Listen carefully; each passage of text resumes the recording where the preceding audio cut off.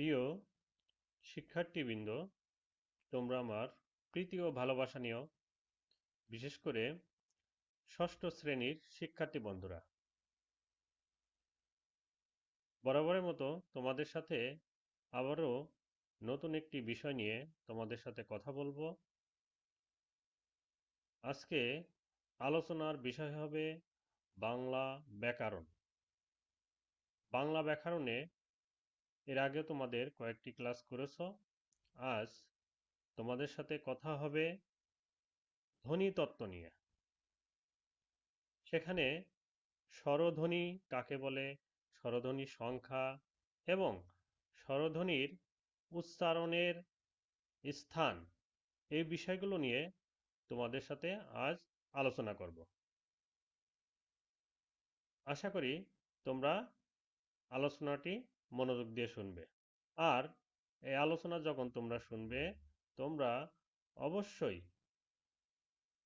নিজের নাম, রোল, শ্রেণী উল্লেখ করে তোমরা কমেন্ট বক্সে কমেন্ট করবে এবং কমেন্টের উপরেই নির্ভর করে তোমাদের হাজিরা নির্ধারণ করা হবে।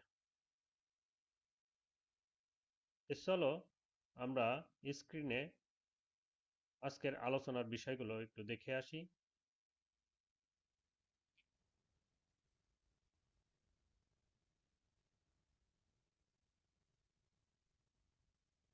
পাঠ পরিস্থিতি, বাংলা ব্যাকরণ ও নির্মিত, ষষ্ঠ শ্রেণী। আজকের আলোচনার বিষয় হলো ধ্বনিতত্ত্ব। এর আগের ক্লাসে তোমাদের সাথে ভাষা ও চিঠি নিয়ে তোমাদের সাথে ক্লাস হয়েছে। এই অধ্যায়ে ধ্বনিতত্ত্বের স্বরধ্বনি, ব্যঞ্জনধ্বনির বিস্তারিত তোমাদের সঙ্গে কয়েকটি ক্লাসে আলোচনা করব। তো প্রথম ক্লাসে আমরা স্বরধ্বনি, সংজ্ঞার্থ এবং স্বরধ্বনির উচ্চারণের স্থান, এই বিষয়গুলো নিয়ে তোমাদের সাথে এখন কথা হবে।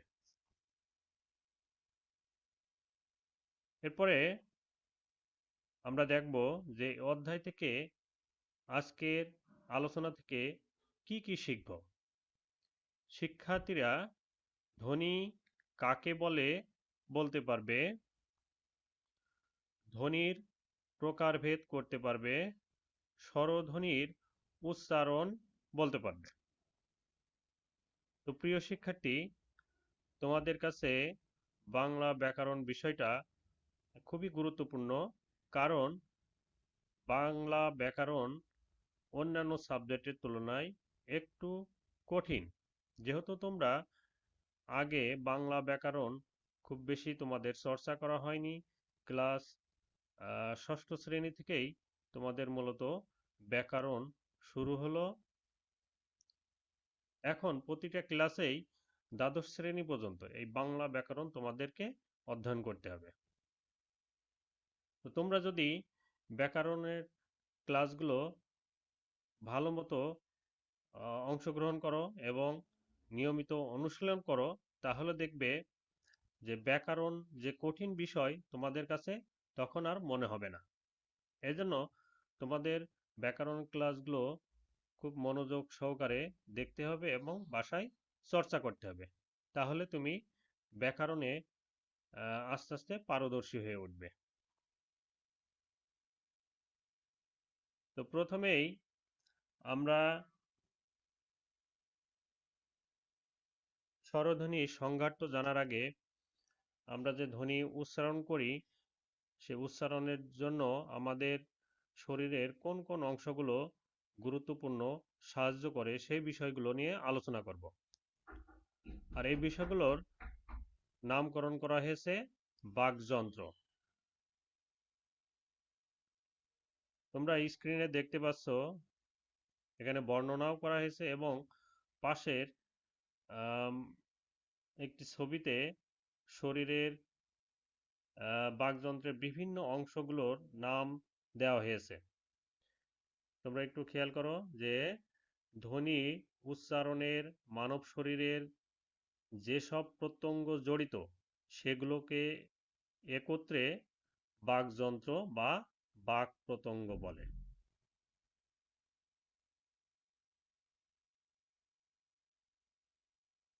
আমাদের শরীরের উপরের প্রত্যঙ্গগুলো বাকযন্ত্র হিসেবে পরিচিত।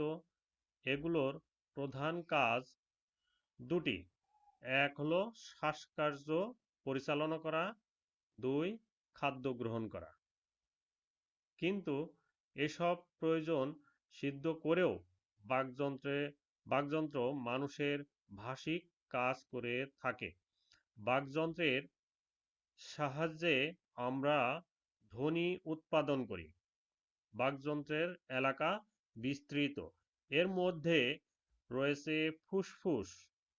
পাশে তোমাদের দেখো এগুলোর প্রত্যেকটার ইংরেজি নাম দেয়া আছে, তোমরা এটা বানান সহ মনে রাখবে। শ্বাসনালী, স্বরযন্ত্র, স্বরতন্ত্র, জিহ্বা বা জিভ, ঠোঁট, নিচের চোয়াল, দাঁত, তালু, গলনালী। এছাড়া রয়েছে মধ্যচ্ছদা ও চিবুক। এখানে দেখো প্রত্যেকটির নামকরণ করা আছে। দেখো নাসিক্য গহ্বর কোথায়,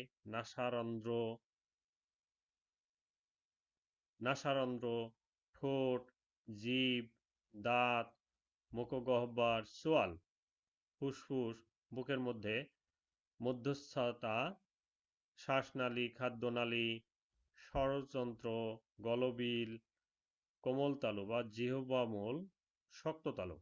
এটার প্রত্যেকটার নামকরণ করা আছে। এটা মানব শরীরের একটা অংশ।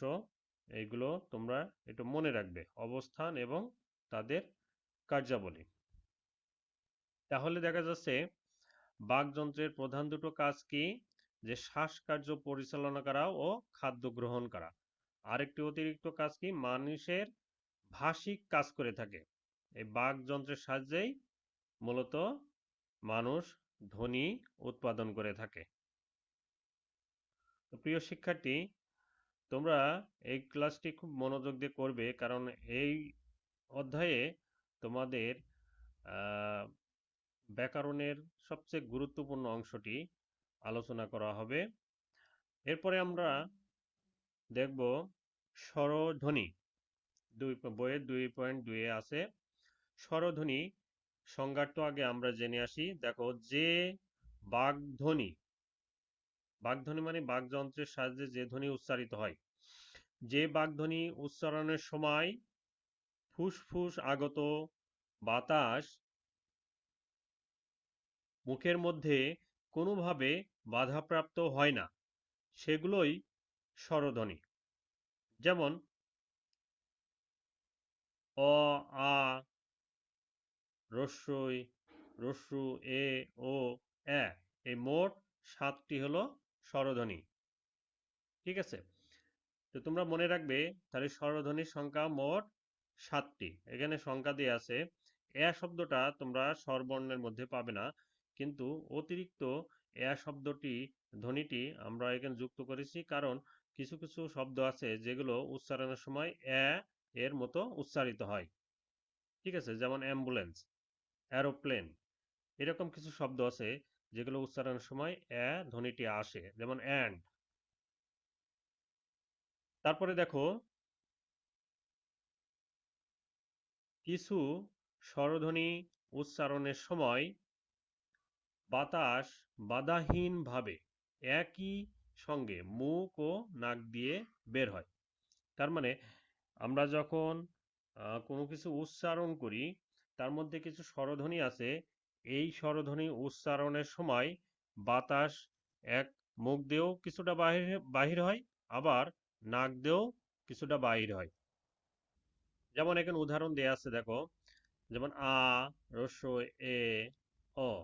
তার মানে এই ধ্বনিগুলো অনেকটা নাসারন্ধ্র দিয়ে বাহির হয়। যেসব ধ্বনির বা বর্ণের উপরে চন্দ্রবিন্দু থাকে, সেই ধ্বনিগুলো উচ্চারণের সময় এরকম হয়। তো প্রিয় শিক্ষার্থী, তোমরা এতক্ষণ স্বরধ্বনির সংজ্ঞার্থ এবং স্বরধ্বনির মৌলিক স্বরধ্বনির সংখ্যা তোমরা জানলে। এখন আমরা এই স্বরধ্বনির উচ্চারণ নিয়ে কথা বলবো। তোমরা একটু খেয়াল করবে, স্বরধ্বনি উচ্চারণের তিনটি বিষয় বিশেষভাবে গুরুত্বপূর্ণ। এগুলো হলো জিভের উচ্চতা, জিভের অবস্থান ও ঠোঁটের আকৃতি। মনে রাখবে, স্বরধ্বনির উচ্চারণের তিনটি বিষয় বিশেষভাবে গুরুত্বপূর্ণ। এক হলো জিভের উচ্চতা, দুই জিভের অবস্থান, তিন ঠোঁটের আকৃতি। এছাড়া আরও একটি বিষয় গুরুত্ব দিতে হয়, তা হলো কোমল তালুর অবস্থা। কোমল তালুর অবস্থা অনুযায়ী স্বরধ্বনিগুলোকে মৌখিক ও অনুনাসিক স্বরধ্বনি হিসেবে উচ্চারণ করতে হয়। তো প্রিয় শিক্ষার্থী, এখন আমরা চলো স্বরধ্বনির জিভের উচ্চতা অনুযায়ী স্বরধ্বনির প্রকারভেদ এবং তার বিষয়ে বিশদ আলোচনা দেখি। তো স্বরধ্বনির বিচারে উচ্চারণকালকে গুরুত্ব দিতে হবে। সে অনুযায়ী স্বরধ্বনি, হ্রস্ব ও দীর্ঘ, নিচে এসব তুলে ধরে বাংলা স্বরধ্বনিগুলো উচ্চারণ প্রক্রিয়া আলোচনা করা হলো। তোমরা প্রথমে দেখো, জীবের অবস্থা অনুযায়ী স্বরধ্বনিকে আমরা কিভাবে বিশ্লেষণ করব। দেখো, জীবের যে অংশের সাহায্যে স্বরধ্বনি উচ্চারিত হয় সেই অংশকে গুরুত্ব দিয়ে স্বরধ্বনিগুলোকে যথাক্রমে সম্মুখ, মধ্য ও পশ্চাৎ ধ্বনি হিসেবে বিবেচনা করা হয়। তাহলে জীবের অবস্থা অনুসারে স্বরধ্বনিকে কয় ভাগে বিভক্ত? 3। যেমন সম্মুখ, মধ্য, পশ্চাৎ। সম্মুখ মানে সামনের দিকে, মধ্য মানে মাঝে, পশ্চাৎ মানে পেছনে। তাহলে দেখো, সম্মুখ স্বরধ্বনি কোনগুলা? প্রথমে বলছে জীবের অবস্থান। এই ধ্বনিগুলো উচ্চারণের সময় জীবের অবস্থা কিরকম হয় সেগুলো এখন দেখব। তো প্রথমে দেখো, ক, সম্মুখ স্বরধ্বনি। জিভের সামনের অংশের সাহায্যে উচ্চারিত স্বরধ্বনিগুলো হলো সম্মুখ স্বরধ্বনি। মনে রাখবে, আমরা যখন কোনো কিছু উচ্চারণ করি তখন জিভে, মুখের মধ্যে কিন্তু বিভিন্ন সময় বিভিন্ন ভাবে অবস্থান করে। ঠিক আছে?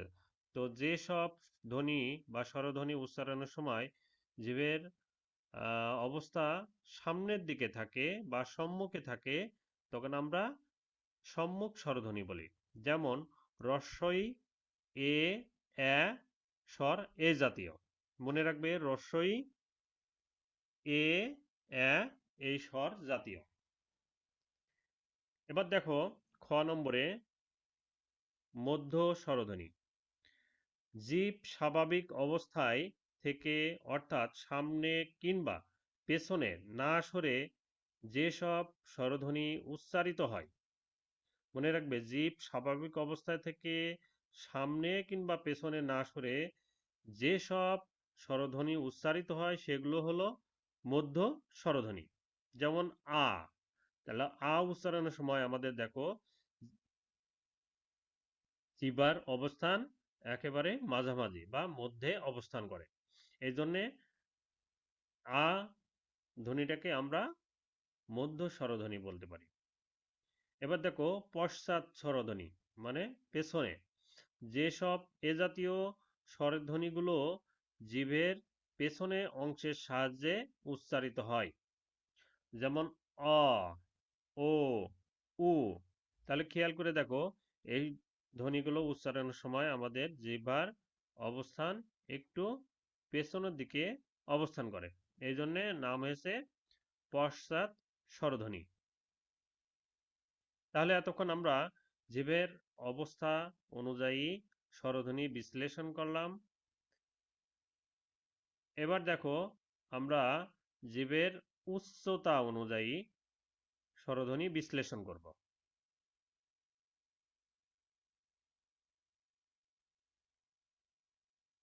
খেয়াল করো, জীবের উচ্চতা অনুসারে স্বরধ্বনিগুলোকে উচ্চ, নিম্ন, উচ্চ মধ্য, নিম্ন মধ্য স্বরধ্বনি হিসেবে নির্দেশ করা হয়।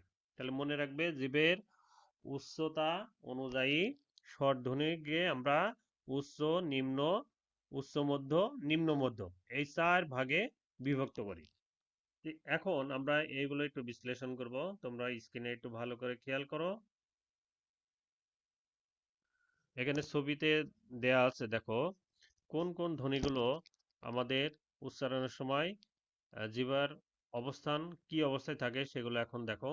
প্রথমে দেখো ক, উচ্চ স্বরধ্বনি। তার মানে যেসব স্বরধ্বনি উচ্চারণের সময় জিহ্ব উপরের দিকে, মানে মুখের ঠিক উপরের দিকে অবস্থান করে, এগুলো উচ্চারণের সময় জিহ্ব সবচেয়ে উপরে ওঠে। যেমন রস্বই, রস্য।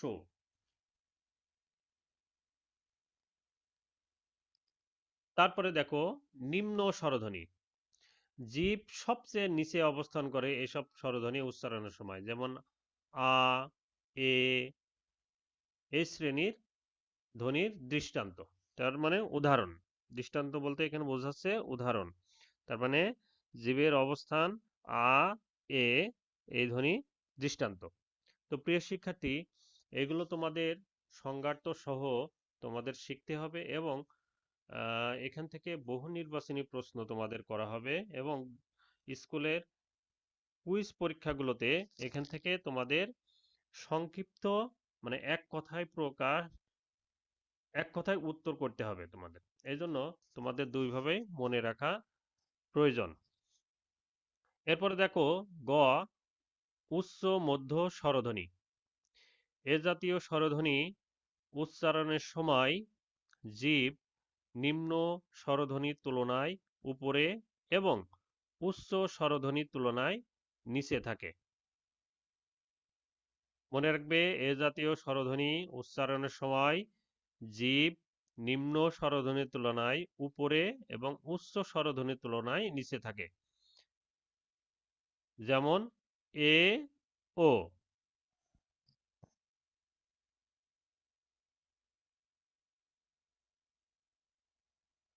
এরপরে দেখো নিম্ন স্বরধ্বনি। এসব স্বরধ্বনি উচ্চারণের সময় জিহ্ব উচ্চ মধ্য স্বরধ্বনির তুলনায় নিচেই এবং নিম্ন স্বরধ্বনির থেকে উপরে ওঠে। যেমন অ্যা, ও, অ। এখানে পাশে দেখো চিত্র এখান দিয়ে আছে যে আমাদের জিভের অবস্থান কখন কি অবস্থায় থাকে। ঠিক আছে, এখানে দেখো জিহ্বা মুখের মধ্যে কি অবস্থায় থাকে তার চিত্র এখানে দেওয়া আছে। তো প্রিয় শিক্ষার্থী, আমরা ধ্বনিতত্ত্বের স্বরধ্বনি এবং তার উচ্চারণ স্থান নিয়ে আলোচনা করলাম। আগামী ক্লাসে এর পরের বিষয়গুলো নিয়ে তোমাদের সাথে কথা হবে। সে পর্যন্ত তোমরা ভালো থেকো। সবাইকে ধন্যবাদ।